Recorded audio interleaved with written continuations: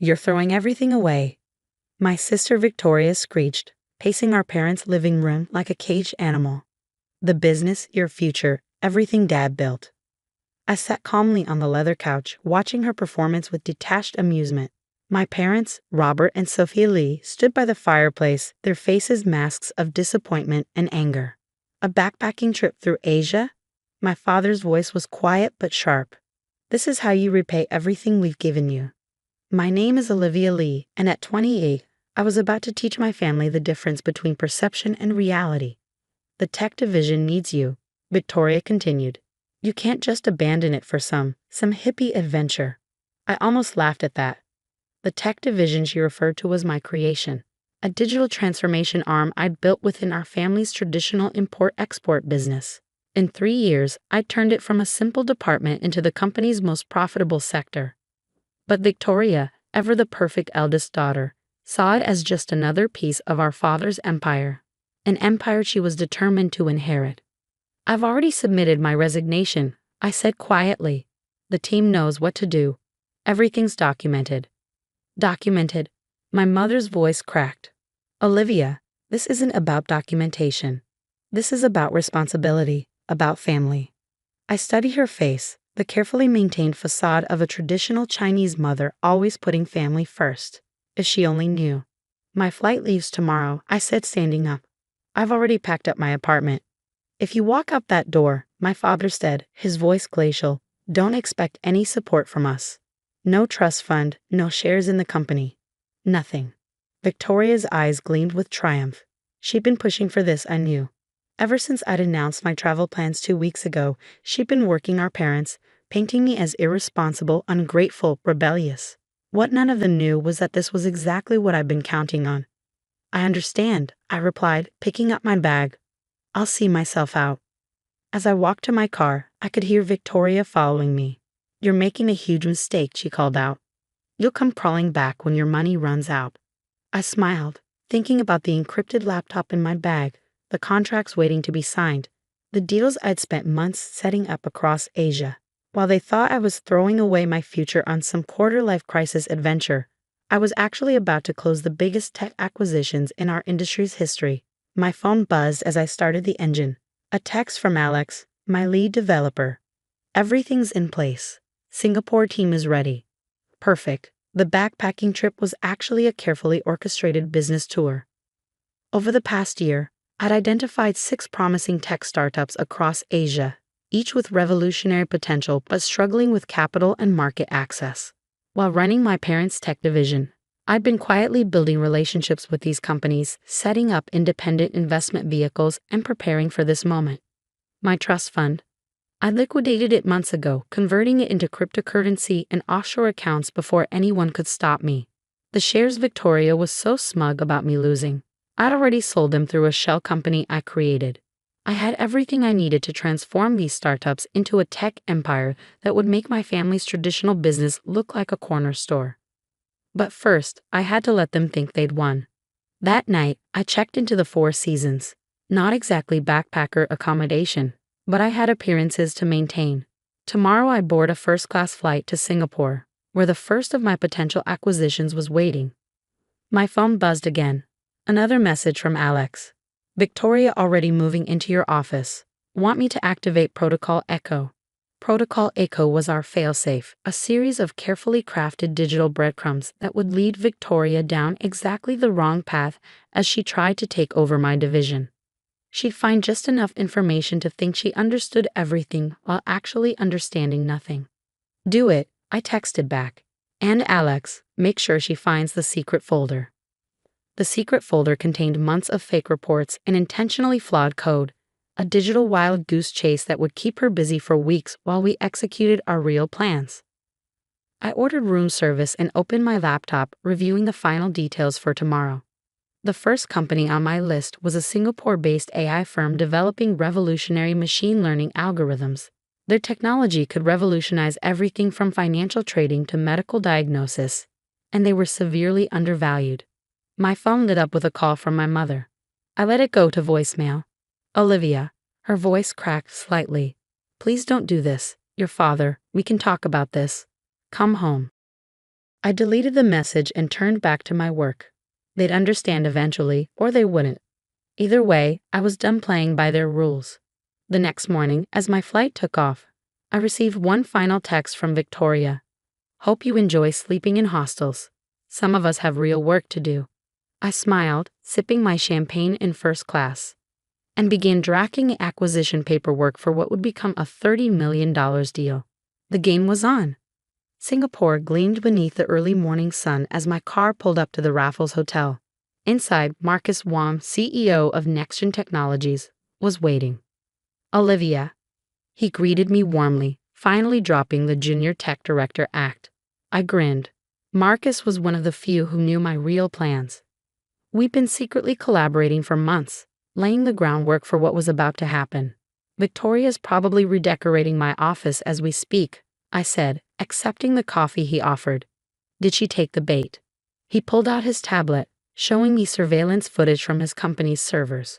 There was Victoria, logged in under my old credentials, downloading what she thought were NextGen's confidential files. She accessed the honeypot data 3 times last night, he reported. Your sister's nothing if not persistent. The confidential files were actually carefully crafted decoys, just enough real data mixed with subtle misinformation to send any potential competitors down the wrong path. Victoria, in her eagerness to prove herself worthy of running the tech division, was walking right into our trap. Perfect, I said, pulling out my laptop. Shall we begin? The next 4 hours were intense. We finalized the acquisition terms, signed the preliminary paperwork, and set in motion a series of carefully planned stock transfers. By lunch, I owned 51% of NextGen Technologies. My phone buzzed. A message from my father. Victoria says you're trying to access company servers from overseas. Stop this nonsense and come home. I showed Marcus the message. He chuckled. If they only knew you haven't accessed their servers in months. Everything they're seeing is automated responses we set up. Victoria's probably convinced she's tracking my desperate attempts to save my travel money, I agreed. Speaking of which, I opened my encrypted banking app.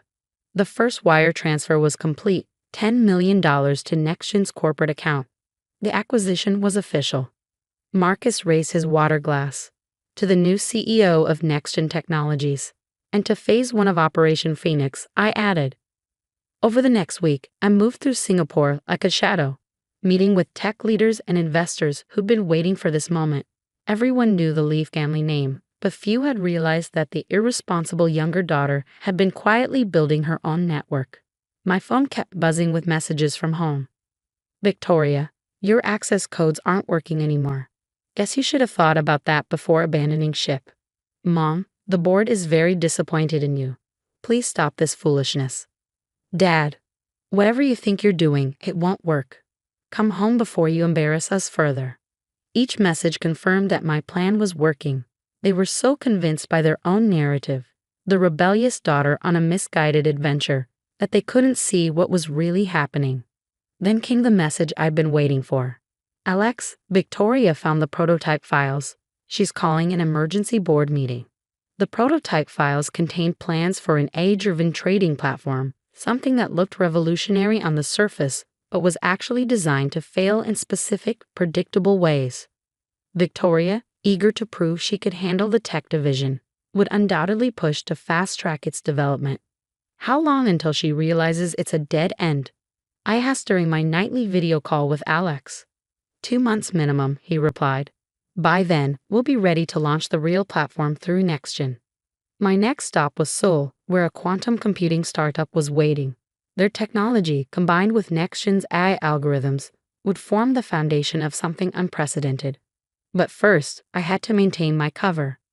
I posted carefully curated photos on social media, me at tourist spots, pretending to stay in budget hotels while actually working from luxury suites, looking every bit the carefree backpacker.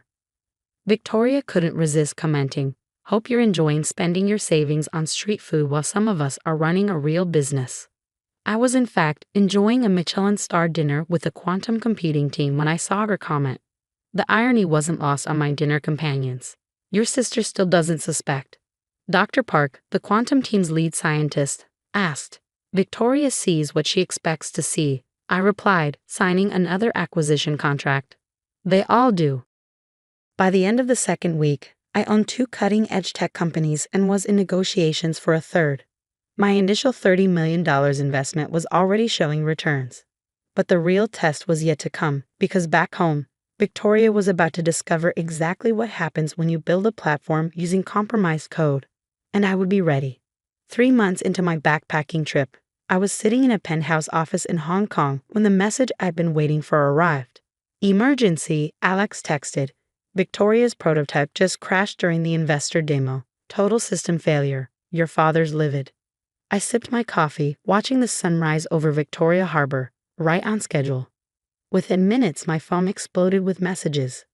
Victoria, what did you do to these files? Nothing works.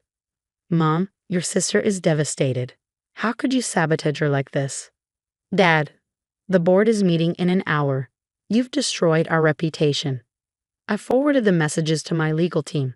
Everything needed to be documented for what came next. Should I tell them about the backup system? Alex asked during our secure video call. Not yet, I replied. Let's see how deep they dig themselves.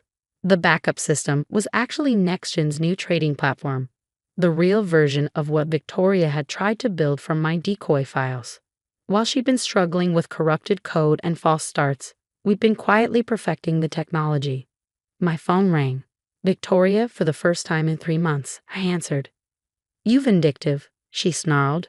You planted those files, didn't you? Set me up to fail. Did I? I kept my voice calm. Or did you just assume you could handle technology you didn't understand? The board is calling for a full audit. Dad's shares have dropped 15% since the demo. Are you happy now? I checked my trading dashboard. The Lee family company's stock was indeed plummeting, which meant it was time for phase 3. Actually, Victoria, I said, I'm very happy. Check your email. I hung up and sent the pre-prepared press release to every major financial news outlet in Asia. Lee Dynamics announces revolutionary AI trading platform. Only it wasn't our father's company making the announcement, it was Lee Tech Solutions, my new company built from the acquisitions I'd made during my backpacking trip. Within an hour, the story was everywhere. The prodigal daughter hadn't been running away. She'd been building an empire. NextGen's technology, combined with quantum computing and 3 other strategic acquisitions, had created something unprecedented. My phone rang again. This time it was my father. What have you done? His voice was barely controlled. Built something of my own, I replied. Without the family name, without your connections. Just me, my skills, and the people who believed in my vision. The board wants answers. Our investors are jumping ship. They should be, I said. Because in about an hour, Lee Tech Solutions is going public, and we're offering to buy out your tech division at a very generous discount, considering its recent difficulties. The silence on the other end was deafening. You planned this, he finally said. All of it, the backpacking story, the files Victoria found. I learned from the best, Dad. You always said business was about strategy, about seeing 10 moves ahead. The IPO was a historic success. By the end of the day, my company was valued at over $500 million. The Lee family business, meanwhile, had lost nearly 40% of its market value. Victoria sent one final message. You could have told me. Like you told me about convincing Dad to pass me over for promotion last year, I replied, or about sabotaging my original proposals for the tech division. She didn't respond. A week later, I returned to Singapore, this time openly as the CEO of Asia's most talked about tech company. The media loved the story, the daughter who turned a backpacking trip into a business empire. My parents eventually accepted my offer to buy their tech division. They didn't have much choice. Their investors were demanding action after the prototype disaster. Victoria, she left the company. Last I heard, she was trying to launch her own startup. I wish her luck. She'll need it. As for me, I kept the backpack I bought for my trip. It sits in my office as a reminder that sometimes the best way to win isn't to fight the story people tell about you. It's to let them believe it until the perfect moment to reveal the truth. My mother finally asked me during a tense family dinner months later, why go through all the deception? Why not just tell us your plans? I looked at her, then at my father, then at Victoria's empty chair. Because you never would have believed me capable of this if I had, I said. You needed to underestimate me, to dismiss me. It was the only way I could build something truly mine. They couldn't argue with that. Today, Lee Tech Solutions is valued at over $2 billion. We're revolutionizing everything from financial trading to medical diagnostics. The family business is now a small subsidiary of my company, a fact that still makes Victoria furious. Sometimes when I'm working late in my office, I look at that backpack and smile. The best journeys, I've learned, aren't always the ones you tell people you're taking. And sometimes the greatest victory isn't in proving people wrong. It's in letting them believe they're right until it's too late for them to do anything about it. As for the $30 million I initially invested, best money I ever spent, not just for the return on investment, but for the look on their faces when they realized that their irresponsible daughter had outmaneuvered them all. The best revenge, after all, isn't just success. It's success they never saw coming. Final note: the Lee family still holds weekly dinners, quiet affairs now filled with careful conversation and calculated politeness. Victoria occasionally attends, but she leaves early, unable to bear the sight of my success. My parents are more accepting, having finally realized that their attempt to control my future only pushed me to create something greater than they'd imagined. And me? I keep that backpack visible in my office as a reminder. Sometimes you have to let people think you're lost to find exactly where you're meant to be.